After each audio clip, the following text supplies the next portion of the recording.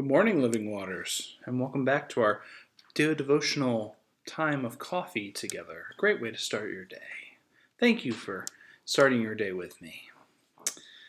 Today, we're exploring this idea of living in the present, right? We started this on Sunday, and we're looking at different elements. And today, I'm going to go to a book of Galatians, specifically Galatians chapter 6. This famous passage of bear one another's burdens. And I think, yes, this is the time where community is important. Church, I'm a little biased, but church is important. Being the church together, worshiping together, doing good works, believing together, supporting each other, praying for one another, right?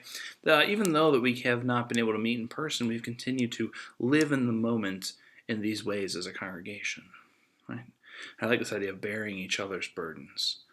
This is going to be harder if we live in the moment by ourselves versus we live with each other.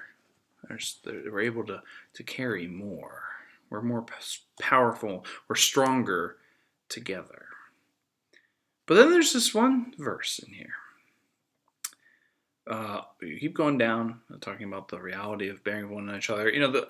It's funny, this book of Galatians, Paul doesn't have the best relationship with the book of Galatians. So I'm sure at some point we get to Bible Library on that, we'll dive into that more. But let's just say there's a little backstory there. And Paul's had some little tough love, this book.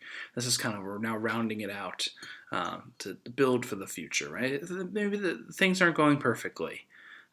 That's why we need to be there for each other. Perhaps we can relate to that message, right? Things aren't going perfectly, we should bear for each other. But then, here we go. It's talking about what we do in this life matters for all time, right? Our actions have consequence. And he ends this whole passage of this bearing each other, our actions having consequence, with this verse 9 of chapter 6. So let us not grow weary in doing what is right, for we will reap at harvest time if we do not give up. I'll throw verse 10 and 2. So then, whenever we have an opportunity, let us work for the good of all, and especially for those in the family of faith. This is how we can be present together. Don't tire of doing what's right. And what's right for you in this time, only you can answer. Right, yes, we're talking about bearing each other up. We're in this together. We're connected. But we all contribute to that togetherness in different ways. How I can use this time best is going to be different how you can use this time best. But if we're both living this time fully and presently, together, we can do so much.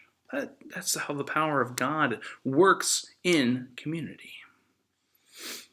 So let us not tire of doing what is right. This day, presently, today, not worrying about tomorrow, not worrying about what is to come, what could be, what was, what wasn't. Today, do what's right. Bear one another in support and love. This is what it means to dwell fully in the moment. So, Living Waters, I invite you to think as you start this day with your cup of coffee, what is right for me today? Not tomorrow. You can ask the same question tomorrow. It might be different than today's answer. But for today, Wednesday, what is right for me to do today? Hey, if you want to share what you did, please let us know. So, #LivingWatersLive. Hope you have a good day. Together, let us do what is right.